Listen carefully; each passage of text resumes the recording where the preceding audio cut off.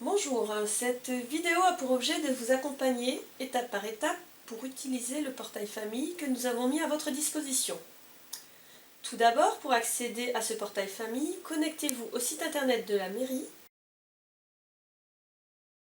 Dès cette page d'accueil, vous allez dans l'onglet Enfance, jeunesse, enseignement, puis sous la rubrique Portail famille.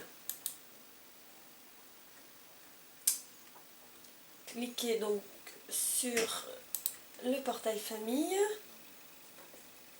Renseignez les identifiants et les mots de passe qui vous ont été donnés par courrier en mairie. Connectez-vous.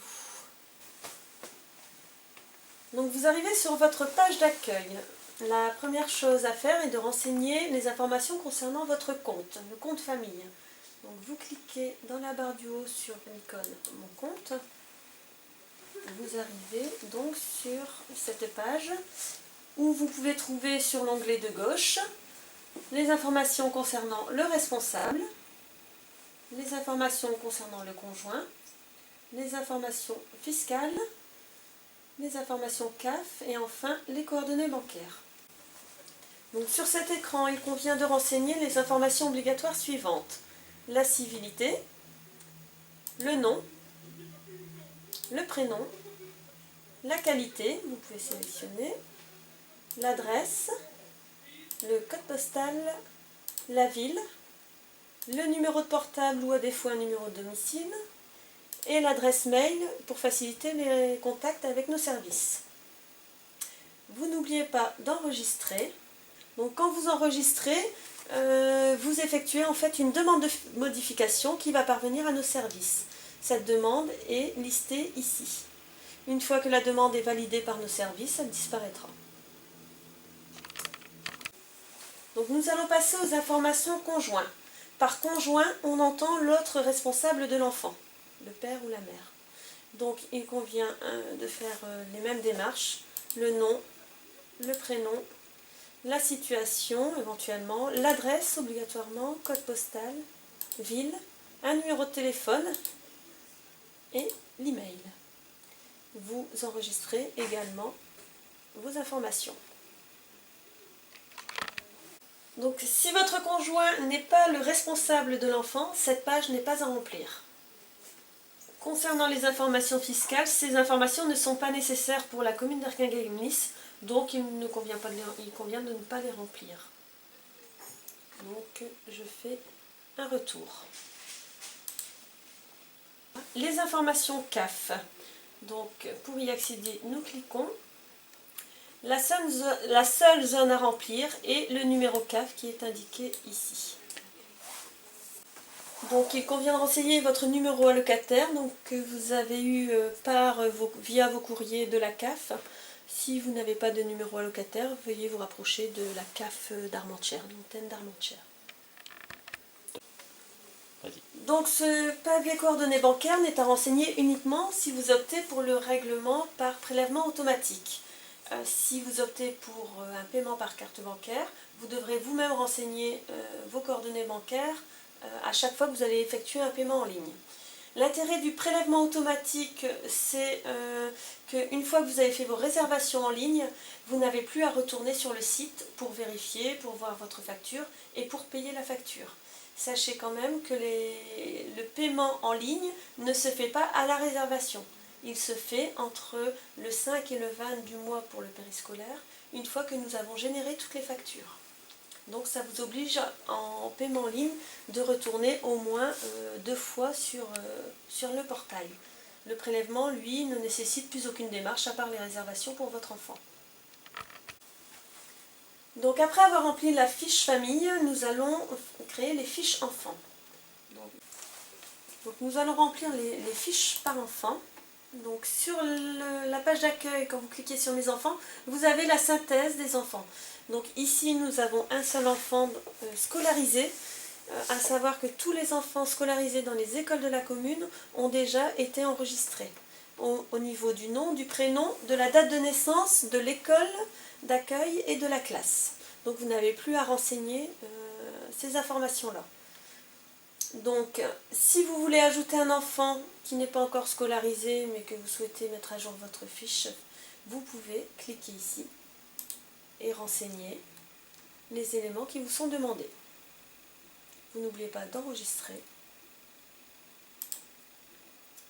Voilà. Donc, nous revenons automatiquement sur l'information famille. Donc, nous retournons sur la fiche enfant et nous allons compléter la fiche de test 2 garçon de cet enfant.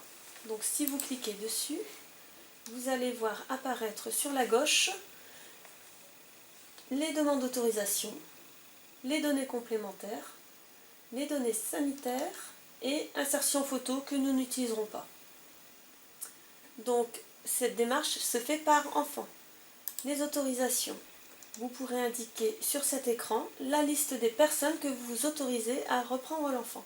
Donc, vous cliquez sur Nouveau. Vous descendez, vous renseignez les champs nom, prénom, éventuellement le téléphone et éventuellement le lien de parenté. Vous n'oubliez pas d'enregistrer.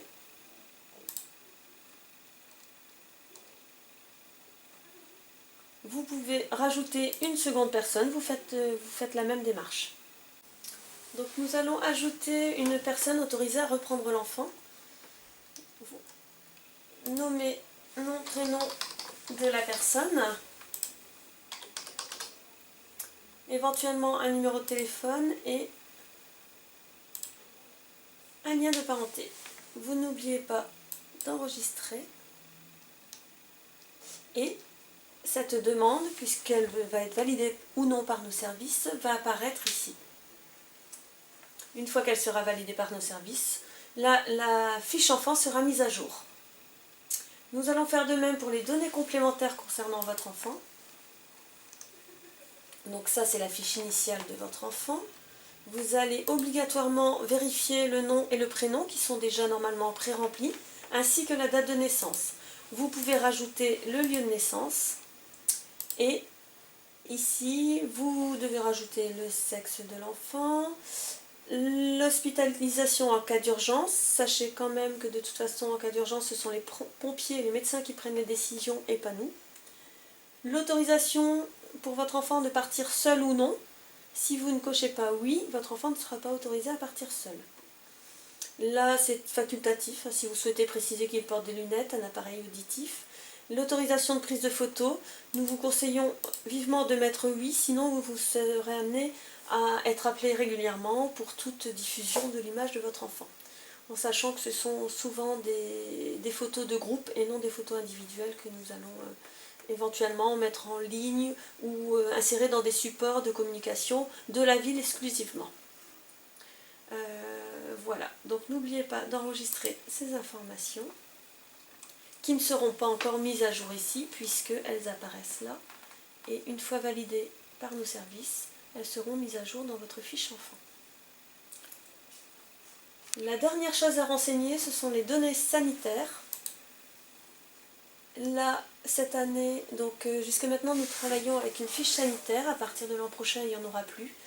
Vous devrez renseigner via le portail ces renseignements. Dans cet onglet vaccination, la seule obligation de vaccination est DT polio. Donc, vous allez ici, la trouver ici.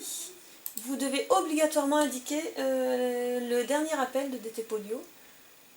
Donc l'année, vous la sélectionnez par la double flèche et le mois par la simple flèche. Voilà. La dose, vous ne remplissez pas, ça non plus. Simplement la date du rappel du DT polio. Vous enregistrez. La demande est en cours. Si vous souhaitez renseigner d'autres vaccins, vous pouvez tout à fait le faire. C'est à votre choix, mais ça n'est pas obligatoire. Donc dans les autres vaccins, il y a le BCG qui n'est plus obligatoire actuellement. Après, c'est à vous de voir si d'autres vaccins, si l'information nous sera utile à un moment donné. Voilà. Donc, au niveau des vaccinations, le DT polio obligatoire, le reste facultatif. Donc, nous allons continuer sur cette fiche données sanitaires. Nous avons aussi un onglet maladies contagieuses et épidémiques. Là, c'est pareil, c'est à vous, il n'y a rien d'obligatoire. Ce sont des données médicales, donc confidentielles. C'est à vous de nous signaler si une maladie contagieuse est importante et si ça a un impact sur la vie quotidienne de votre enfant et qu'on a une précaution particulière à prendre. Dans ces cas-là, vous la renseignez, donc il y a un menu déroulant et si ce n'est pas inscrit dedans, vous pouvez toujours sélectionner autre maladie. Voilà. Dans pratiques alimentaires, vous n'avez rien à remplir, de toute façon aucun champ n'est possible. Voilà, aucun. Donc PAI, c'est un protocole d'accueil individualisé. Ce sont des allergies alimentaires. Donc on peut le retrouver dans cet onglet, mais aussi dans un autre. Que je vais tout de suite vous montrer. Donc ça peut être aussi dans cet onglet-là, puisque là, l'onglet allergies, vous avez les allergies alimentaires également. Donc les allergies les plus courantes sont asthme, alimentaire, médicamenteuse. Donc là, si vous ne nous signalez pas et qu'il y a un souci avec l'enfant, on ne pourra pas agir en conséquence. Donc c'est très important de bien préciser tout cela, avec éventuellement la date. Vous enregistrez, ainsi que pour les contre-indications. C'est la même démarche, rien n'est obligatoire, c'est à vous de savoir. Mais là, ça peut être une contre-indication, par exemple, d'aller à la piscine, une contre-indication de courir trop par rapport à un problème médical. Donc, vous précisez dans les observations. Donc, sachez que si vous renseignez une des cases, pratique alimentaire, allergie ou contre-indication, on prendra un rendez-vous avec vous pour bien mettre en place le protocole d'accueil individualisé pour que votre enfant soit pris en charge correctement. Voilà. Et donc toutes ces données sanitaires sont bien sûr validées par nos soins. Voici terminé le processus concernant les comptes famille et enfants. Nous vous invitons, si vous le souhaitez, à regarder la deuxième vidéo qui concerne les réservations de vos enfants aux différents services périscolaires. Merci.